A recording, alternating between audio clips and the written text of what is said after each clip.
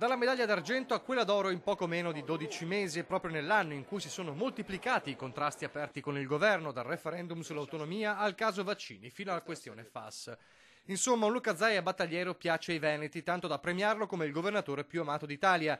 Il sondaggio di Monitor Index Research lo piazza al primo posto con il 58,3% del gradimento dei cittadini intervistati, campione telefonico nel periodo marzo-giugno 2017. Un balzo di 3 punti percentuali rispetto al sondaggio del 2016 che lo vedeva comunque secondo dietro a Michele Emiliano, governatore della Puglia sceso al terzo posto, dietro al governatore PD del Piemonte Sergio Chiamparino.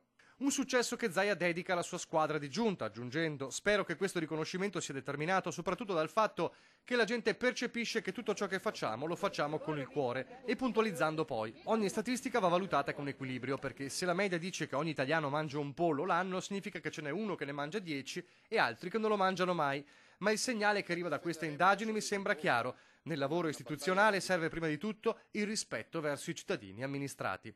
Ma Index Research dà i voti anche ai sindaci dei comuni capoluogo di provincia, e se la vetta aspetta al PD Dario Nardella a Firenze, il primo a sorridere tra i veneti è Luigi Brugnaro. Il sindaco Fucsia di Venezia ottiene il secondo posto con il 61,5%, migliorando la sua prestazione dello scorso anno. Per trovare un altro veneto bisogna scendere al 15° posto con il leghista Massimo Bergamin a Rovigo. Poi al 32° posto Jacopo Massaro e le sue civiche di Belluno. Il primo sindaco targato PD, Achille Variati, che a Vicenza scende al 37° posto con il 55,2%.